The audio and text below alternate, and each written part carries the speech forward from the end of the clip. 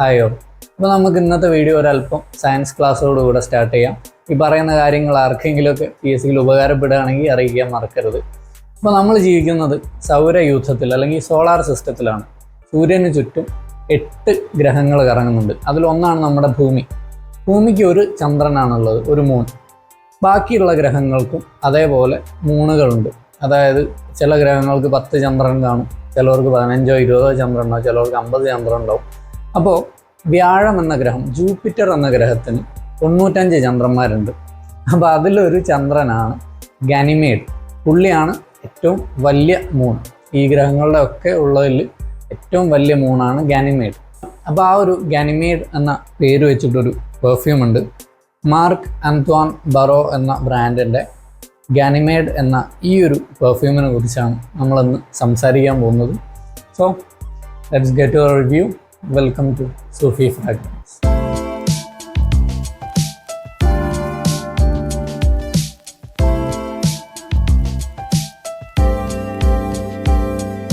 Hi all, ഞാൻ സുഫിയാൻ. അപ്പോൾ ഈ ഒരു പെർഫ്യൂമിനെ കുറിച്ച് സംസാരിക്കുന്നതിന് മുന്നേ നമ്മൾ ഡിസ്കസ് ചെയ്യേണ്ട ഒരു കാര്യമാണ് ഇതിൻ്റെ പെർഫ്യൂമറെ കുറിച്ച്. ക്വൻറ്റിൻ ബീഷ് എന്ന പുള്ളിയാണ് ഈ ഒരു പെർഫ്യൂം ഉണ്ടാക്കിയിരിക്കുന്നത്. പുള്ളിയുടെ നല്ല അടിപൊളി ക്രിയേഷൻസ് നമുക്കറിയാം. ഒന്ന് കരോലിന ഹെറേറയുടെ ഗുഡ് ഗേൾ, പിന്നെ ബാഡ് ബോയ്, പാക്കോ റബാൻ്റെ 1 മില്യൺ പാർഫം, പിന്നെ ജോൺ പോഗോട്ടിയർ, JPGയുടെ ലെമാൽ എലിക്സിർ, ലെമാൽ ലെ പാർഫം. ഈ ഒരു പെർഫ്യൂംസ് ഒക്കെ ഉണ്ടാക്കിയിരിക്കുന്നത് ക്വൻറ്റിൻ ബീഷ് എന്ന ഈ ഒരു പുള്ളിയാണ്. അപ്പോൾ അങ്ങേരുടെ ക്രിയേഷൻസിൽ വളരെ ഡിഫറെൻ്റ് ആയിട്ടുള്ള ഒരു പെർഫ്യൂമാണ് ഗാനിമേഡ്. അപ്പോൾ ഇതിൻ്റെ പ്രസൻറ്റേഷൻ നോക്കുകയാണെങ്കിൽ ഒരു സിമ്പിൾ ഗ്ലാസ് ബോട്ടിലാണ് വരുന്നത്. ഉള്ളിലൊരു ലൈറ്റ് ഗോൾഡൻ കളറിലുള്ള പെർഫ്യൂമാണുള്ളത്. നമുക്ക് ഫ്രണ്ടിൽ ഗാനിമേഡ് മാർക്ക് ആന്ത്വാൻ ബറോ എന്ന് ബ്രാൻഡ് നെയിമൊക്കെ എഴുതി കാണാൻ പറ്റും. മേലെ ലോഗോ ഉണ്ട്. അതുപോലെ ക്യാപ്പിൻ്റെ മേലെയും ആ ഒരു ലോഗോ കൊടുത്തിട്ടുണ്ട്. ക്യാപ്പ് ഇങ്ങനെ അത്ര വെയിറ്റ് ഒന്നുമില്ല, പക്ഷെ ഇങ്ങനെ ക്ലിക്ക് ചെയ്ത് നിൽക്കുന്ന ഒരു ക്യാപ്പാണ്. മേലെ നമുക്ക് അറ്റമൈസറിൻ്റെ മേലെയും ബ്രാൻഡ് ലോഗോ കാണാൻ പറ്റും. ഒരു ഓദ പാർഫം അല്ലെങ്കിൽ EDP കോൺസെൻട്രേഷനാണ് ഈ ഒരു പെർഫ്യൂം വരുന്നത്.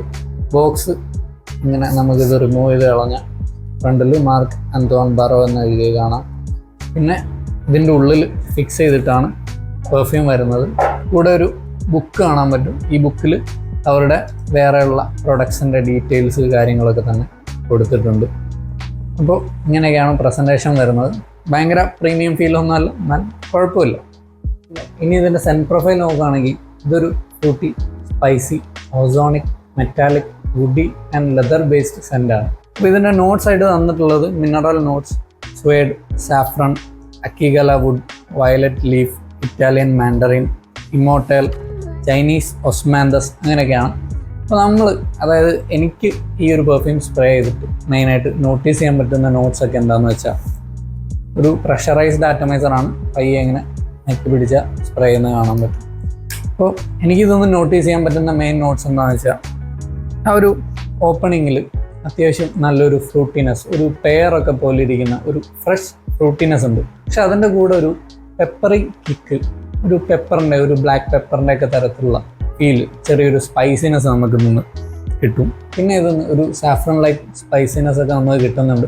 എന്നിരുന്നാൽ കൂടെ ഇതൊന്ന് വളരെ വ്യത്യസ്തമായിട്ടുള്ളൊരു സ്മെല്ല് നമുക്ക് കിട്ടുന്നത് എന്താണെന്ന് വെച്ചാൽ, ഒരു കോൾഡ് മെറ്റാലിക് ഫീലാണ്.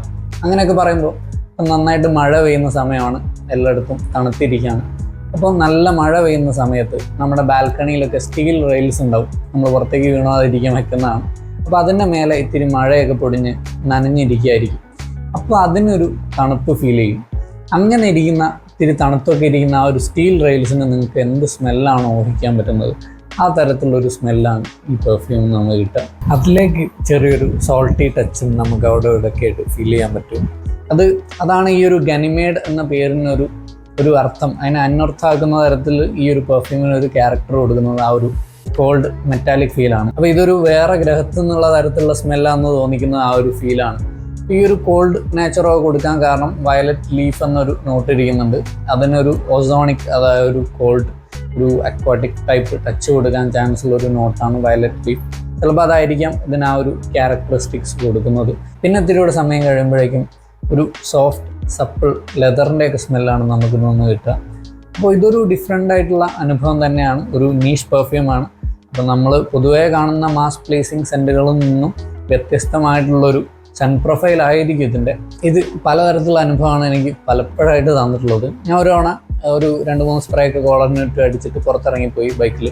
ഞാൻ പുറത്തിറങ്ങി കറങ്ങിയിട്ടൊക്കെ തിരിച്ചു വന്ന് ഞാൻ റൂമിലേക്ക് കയറി വരുമ്പോൾ ഫ്രണ്ട് അവിടെ ഉണ്ട്. അപ്പോൾ അവനോട് ഞാൻ ചോദിച്ചു, എന്താണ് ഒരു വൃത്തിയിട്ട സ്മെല്ല് വിടുന്നത്? ഞാൻ ചോദിച്ചു, ഡ്രസ്സ് വല്ലതും കൂട്ടിയിട്ടതിൻ്റെ സ്മെല്ലാണോ? അവൻ പറഞ്ഞില്ലല്ലോ, അങ്ങനെ സ്മെല്ലൊന്നും ഇല്ലല്ലോ. അപ്പോൾ ഞാൻ പുറത്ത് പോയി ഷർട്ട് കൂരി അയമ്മയിട്ട് തിരിച്ചു വന്നപ്പോൾ ഇല്ല, സ്മെല്ലൊന്നുമില്ല, വലിയ കുഴപ്പമൊന്നുമില്ല. ഞാൻ വിചാരിച്ചു എവിടെ നിന്നാണ് ഈ ഒരു സ്മെല്ല് വരുന്നത്. അപ്പോൾ ഞാൻ ഷർട്ട് ഒന്നുകൂടെ എടുത്തിട്ട് കോളർ സ്മെല്ല് ചെയ്ത് നോക്കിയപ്പോൾ പോരാ, വലിയ രസമൊന്നുമില്ല, ഒരു അനിമാലിക് ഫീലൊക്കെ. ചിലപ്പോൾ ആ ഒരു ലെതറി അക്കോർഡ്സ് ആയിരിക്കാം ഷർട്ടിൽ അടിച്ചപ്പോൾ കൂടുതലായിട്ട് പുറത്തോട്ട് വന്നത്. അത് കാരണമായിരിക്കും എനിക്ക് അങ്ങനെ ഒരു വൃത്തികെട്ട സ്മെല്ലായിട്ട് ഫീൽ ചെയ്തത്. പിന്നെ ഒരിക്കൽ തലേന്ന് ഉച്ചയ്ക്ക് എങ്ങാണ്ടോ ഞാൻ ഒരു സ്പ്രേ എൽബോയിൽ അടിച്ച് അടുത്ത ദിവസം ഉച്ചയ്ക്ക് ഞാൻ അലക്കിക്കൊണ്ടിരിക്കുക. അപ്പോൾ അലക്കാൻ വേണ്ടി കൈ നോക്കിയപ്പോൾ പെട്ടെന്നൊരു സ്മെല്ലിങ് വന്നു. അപ്പോഴാണ് എനിക്ക് മനസ്സിലായി ഈ സാധനം ഇതുവരെ പോയിട്ടില്ല, സ്കിന്നിൽ തന്നെ അതിൻ്റെ സ്മെല്ല് അപ്പോഴും അവിടെ കിടപ്പുണ്ടെന്ന്. അപ്പോൾ ഈ ഒരു പെർഫ്യൂം എന്ന് പറഞ്ഞാൽ ഒരു ഡിഫറെൻറ്റ് എക്സ്പീരിയൻസ് തന്നെയാണ്. ഇതിൻ്റെ പെർഫ്യൂമർ ഇതിൽ കൊണ്ടുവരാൻ ശ്രമിച്ചിരിക്കുന്ന ഒരു കോൺസെപ്റ്റ് എന്തായിരിക്കും എന്ന് വെച്ചാൽ, ഗനിമേഡ് എന്ന ആ ഒരു മൂണിൽ ഭൂമിയിലെ കടലുകളിലുള്ളതിനേക്കാളൊക്കെ എത്രയോ ഇരട്ടി വെള്ളമുള്ളൊരു കടൽ ഉണ്ടെന്നാണ് പറയപ്പെടുന്നത്. ആ ഒരു കടൽ എന്ന് പറഞ്ഞാൽ അണ്ടർഗ്രൗണ്ടാണ്, മണ്ണിനടിയിലാണുള്ളത്. പക്ഷേ ഗനിമേഡ് ആ ഒരു മൂണിൻ്റെ ഭയങ്കര തണുപ്പ് കാരണം ഈ കടൽ ഫ്രോസണായിട്ട് ഐസായിട്ടാണ് ഇരിക്കുന്നത് മണ്ണിനടിയിൽ. അപ്പോൾ അത്രയും തണുപ്പുള്ള ഒരു കടലുണ്ട്. അപ്പോൾ ആ ഒരു ഫീലാണ് അദ്ദേഹം ഈ ഒരു പെർഫ്യൂമിൽ കൊണ്ടുവരാൻ ശ്രമിച്ചിരിക്കുന്നത്. അപ്പോൾ അതുപോലുള്ളൊരു കോൾഡ് മെറ്റാലിക് ഓസോണിക് ഫീലൊക്കെയാണ് നമുക്ക് നിന്ന് കിട്ടുക. അപ്പോൾ നല്ലൊരു പെർഫ്യൂം തന്നെയാണ്. പക്ഷേ ഭയങ്കര മാസ് പ്ലീസിങ് ആണെന്ന് ഞാൻ ഒരിക്കലും പറയില്ല. എന്നിരുന്നാലും കൂടുതൽ ആൾക്കാർക്കും ഇഷ്ടപ്പെടുന്ന തരത്തിലുള്ളൊരു DNA ആണ് ഇതിൻ്റെ.